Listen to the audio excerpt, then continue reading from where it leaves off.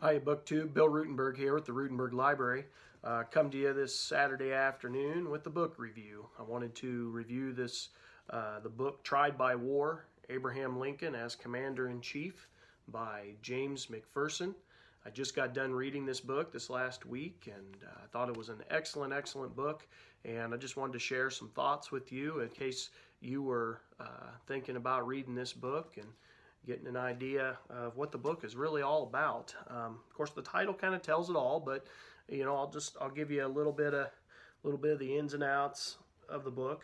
James McPherson, the author, he is a professor at Princeton University. He's been there for a while.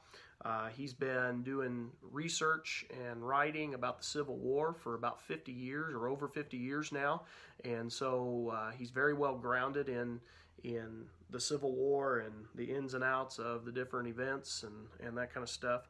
He's written several books over the years, a few of them that I have read. I've read Battle Cry for Freedom, one of my favorite Civil War books.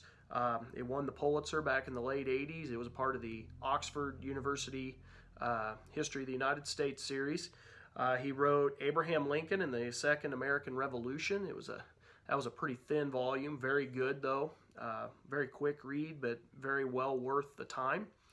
And then the other one that I have read is Hallowed Ground, which is a walk through the Gettysburg battlefield, and he walks you through the 3 days of battle.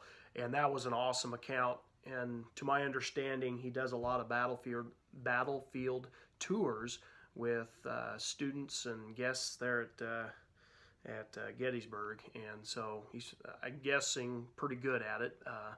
I know I would like to go on a walking tour with him, but anyway, I really enjoyed the book. So anyway, that's enough about James McPherson. And by the way, you can find him on YouTube. If you just YouTube his name, you can listen to different talks and lectures that he's given on the Civil War and Lincoln and all other aspects with that era. Very worth your time if you've got a little bit of time to sit down and listen. He's a very good storyteller. So the book, Tried by War, Abraham Lincoln as Commander-in-Chief, again by James McPherson, comes from the Penguin Press. This is a 2008 book out of New York. The actual story is about 272 pages if you include the couple pages of acknowledgments at the end, for a total of 329 total pages in the book. It's a very quick read. It's got, I wanted to show you the end pages on this. Thought this was really neat. The end pages there with that picture of Lincoln and McClellan. I think, it's the same picture on both sides, but really neat picture. It's got a nice map of, the principal military campaigns of the Civil War, so that you could follow along as he's talking about the different movements. You could follow along in the maps in the book, or the map in the book. The center of the book, as he talks about different commanders, he's got several different black and white photos. So like there's Lincoln, and then as he talks about these different commanders and different head people in the administration, he's got photos of everybody with a little blurb about each one to help give you the visual of what he's talking about in the book. So anyway, we don't need to look at all of the pictures. You kind of get the general idea. The book, as far as just the wording on the pages, is it's very well spaced, so it's easy on the eye. Great spacing. Print is easy to read in this. It's a very fast-flowing book. Once you get going, it reads real fast. Some of you could probably read it in one afternoon sitting. I don't read that fast. It took me, 3 or 4 afternoons, just because I'm a slower reader and probably don't have as much time to sit down at one time and read. But anyway, it's going to cover the years 1861 to 1865. And the book begins in the very beginning, just to kind of give you a synopsis of what's going on. At the very beginning, it talks about Abraham Lincoln and his actual military experience. And James McPherson's very blunt. Lincoln has no military experience. He was he led a group of guys in the Black Hawk War, I believe it was. But, his fighting Lincoln even says himself, the most bloodshed that he sees the entire war is from the mosquitoes. He really does no actual fighting. He has no combat experience. Even if you read Lincoln, even himself says that he doesn't have any experience. He's not, he's not very good. And so McPherson does a good job of not trying to play that up. Some authors might try, but he does not. So let's see here. So the book opens, and as Lincoln takes the presidency, the very first issue he deals with is the firing on Fort Sumter, and they got to figure out what to do with Sumter. Do we give up the fort? Do we stay with the fort? Do we resupply the fort? Do we not resupply the fort? Do we fire on them? Do we let them fire on us? So he's got a lot of things going on right on like day one when he takes office, and he's got to figure all of this stuff out. And so McPherson does a really good job of talking about how Lincoln likes to bring all of his administration, his cabinet together to try to make these decisions. Doesn't mean that he necessarily always listens to them, but he does try to get a sound check on where everybody stands with the different decisions. He realizes that he is not very experienced in these areas, and he's going to need help. So, and with that being said, by the way, with that being said, he also realizes that when he makes the decisions, right or wrong, they're his decisions. He's not trying to push the blame on other people. He takes credit for the good and the bad. And so he's very open about that. Let's see, while he's dealing with this, he's also dealing with not just what's going on with the war, but he's also dealing with national politics, Republican versus Democrat, radical Republican versus the moderate Republican. And he's having to balance all this out with the policy, the military policy that he comes up with, which is definitely a juggling act. There's other books that go into a ton more detail, but I think McPherson does a good job of summarizing this and not dragging it out so that the reader gets confused. He simplifies things. He does a really good job of simplifying things so people can understand what's going on. He does a real good job of staying with the subject as Lincoln as commander-in-chief. He doesn't, dive into those other subjects, which are very deep subjects. He could have went on and on about them, but he sticks with just him as commander-in-chief. With just the other stuff in the, in the outside realm here, that he has to take all that into consideration. But McPherson doesn't do all the detail on this stuff. He only details the role as commander-in-chief. So then the book gets into the next step as he gets out of Fort Sumter and all of those issues. He starts having problems with the Union High Command. And this is the problem throughout the entire story. Lincoln is constantly trying to find who is going to be the commander.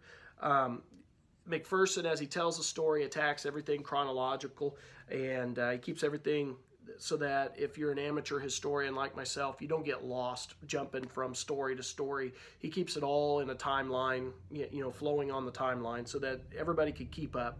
Makes it very easy to understand and follow. The big problem with the Union commanders, and in my classroom I call it the Union carousel. It's always spinning around, and you jump off one horse to get on the next and try to figure out which one's riding the best. And so the whole book deals with that Union, what I call the Union carousel, and doesn't look at the Confederate side of anything. It's all Union. So as the story goes, he talks in great detail about the different commanders that are playing here. Either commanders or in the Union High Command. Like they could be field generals, or they could be the desk generals, I call them. So he goes through different characters like Winfield Scott, George McClellan. A lot of it is on George McClellan. John Pope, Henry Halleck, Ambrose Burnside, Joseph Hooker, Benjamin Butler, Ulysses Grant, George Meade, Nathaniel Banks, Fremont. Anyway, you get the idea. And a few other generals. that sounds like a lot, but the way he tells the story, you don't get bogged down in the names and dates. He does keep the story flowing, which I really like. And he goes through the strengths and the weaknesses of each of these commanders, and then what did they do before they took command to get them that command? So the cause and effect of things. So he goes through all of that. Let's see here. I also like how when he talks about these commanders, he talks about them on an individual level. How did they work as individuals? How did they work with other generals that were in the area with them? And then how do they play into the overall national scene? So, he takes it from the, small, what do you call it, looking at them through a magnifying glass to, the commanders to the national scene. So I really like how he does that. He plays on that. So as he's going through the book, McPherson doesn't necessarily bog you down with all the details of the battles. He gives a very brief synopsis of what happened in the battle, very brief, and then he looks more at the cause and effect of what happened. So, not the battle itself, but the fallout from the battle, whether that be good or bad. And then carries that on to the next general, or maybe if the general did well, how does that carry on his story? So I liked how McPherson showed Lincoln's leadership, and Lincoln truly had leadership. As I said before, he's doing a real balancing act to keep everybody happy. He has to keep people happy, but at the same time, he's not afraid to make tough decisions that might make people mad. So he always has the Union first, the country first, Lincoln.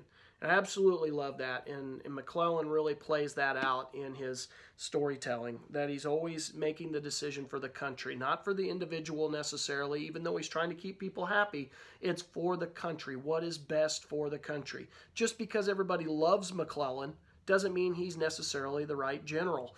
And he's really good at that balancing act. And that's true leadership. At least in my eye it is.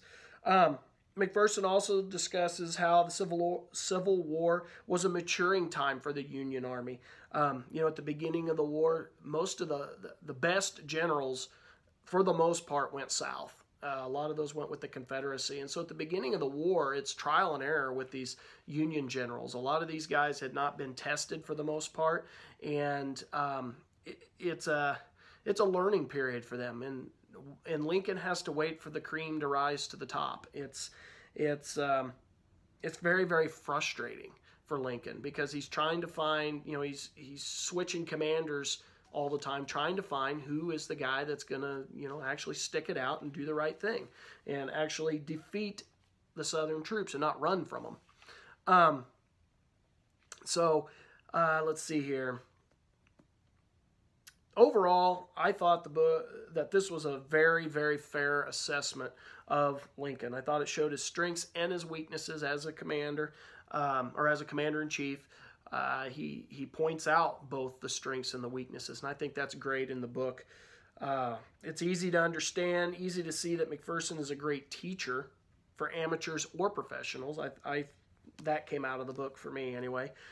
He knows his stuff. He's comes to some great conclusions about the war, Lincoln, the executive branch, and the country as a whole. Matter of fact, I wanted to read just a little bit from the very end of the book, and it says, this is the last paragraph of the text. Whether these, and it's talking about, did Lincoln overstep his bounds and stuff. He's looking at that area as the chief executive.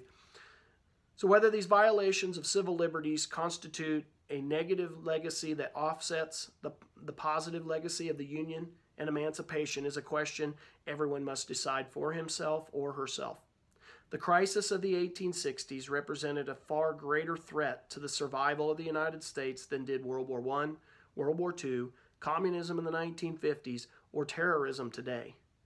Yet compared with the draconian enforcement of espionage and sedition laws in World War I, the internment of more than 100,000 Japanese Americans in the 1940s, McCarthyism in the 1950s, or the national security state of our own time, the infringement of civil liberties from 1861 to 1865 seems mild indeed. And the problem of Reconstruction after the Civil War was not that the federal government exercised too much power, but that it did not exercise enough. So he comes to a big conclusion there, and I really liked that, because at the beginning it's talking about how the Chief Justices are questioning him on overstepping his bounds, and so he brings the story really full circle by going through that. So McPherson's story is entertaining, informative, easy to understand and read. It's fast-paced. It's a quick read. I love McPherson's work. Always have. I'm a huge fan. Would recommend this book and all of his others to anyone who's studying the Civil War. And out of 5 stars, I give this book a 5-star rating. I thoroughly enjoyed it, and like I said, I would hand it off to any other reader of about Lincoln and the Civil War. So McPherson is top-notch. So with that being said, BookTube, this has been Ruttenberg's Reviews, reviewing Tried by War. 5-star book. I hope you enjoy this book. Have a great day.